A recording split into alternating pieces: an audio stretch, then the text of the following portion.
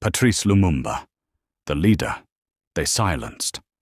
On the night of January 17th, 1961, deep in the forests of Central Africa, a man stood surrounded by enemies. There was no crowd, no courtroom, no final speech, only silence. That man was Patrice Emery Lumumba, the first Prime Minister of an independent Congo, and the world would not learn the truth of his death for years. Patrice Lumumba was born on July 2nd, 1925, in what was then the Belgian Congo. His country did not belong to its people. It belonged to a foreign power. The Congolese were treated as servants in their own land. Education was limited. Freedom was controlled. Voices were silenced. But Lumumba was different. He was intelligent, well-spoken, and deeply aware of injustice. He believed that Congo deserved dignity. As a young man, Lumumba worked as a clerk and journalist, but his words carried power.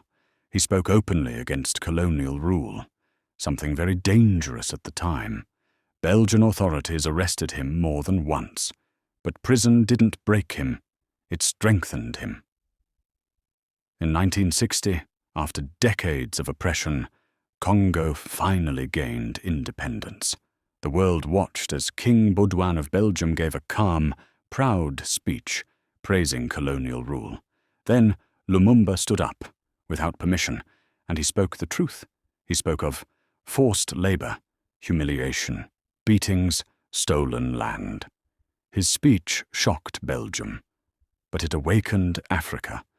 Soon after, Patrice Lumumba became Prime Minister of the Congo. Lumumba wanted Congo's wealth to serve its people, not foreign companies.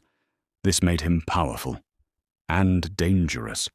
Western governments feared he would turn to the Soviet Union during the Cold War. Inside Congo, rivals plotted. The army mutinied. Provinces broke away. The country descended into chaos.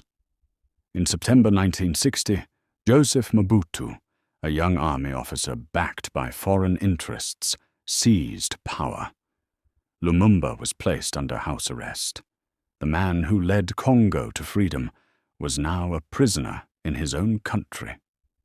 But Lumumba tried to escape, hoping to reach his supporters.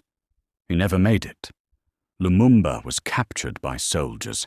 He was beaten, publicly humiliated, paraded like a criminal. Images of his suffering shocked the world. But no one came to save him. Lumumba was secretly flown to Katanga, a breakaway region controlled by his enemies. That night, alongside two allies, Patrice Lumumba was executed. There was no trial, no justice. His body was destroyed to hide the crime. For weeks the world was told he had escaped. It was a lie. Years later, evidence revealed the truth. Belgian officials were involved. Foreign intelligence agencies knew. Some had helped. Others had looked away. Lumumba's assassination was not an accident. It was a decision. Lumumba left behind a wife and children. They were forced into exile. His family lived with pain, poverty, and unanswered questions. For decades, they waited for the world to admit what had been done. In 2002, Belgium officially admitted moral responsibility for Lumumba's death. But no one was punished. No one went to prison. Justice came only in words. Patrice Lumumba became more powerful after his death.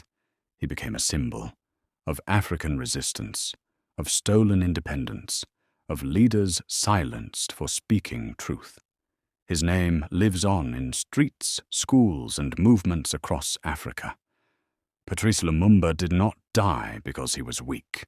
He died because he believed Congo belonged to its people. They silenced his voice, but they could not silence his idea. Now Reveal Zone asks you, why are truth-tellers often silenced first? Should independence mean full control over a nation's resources?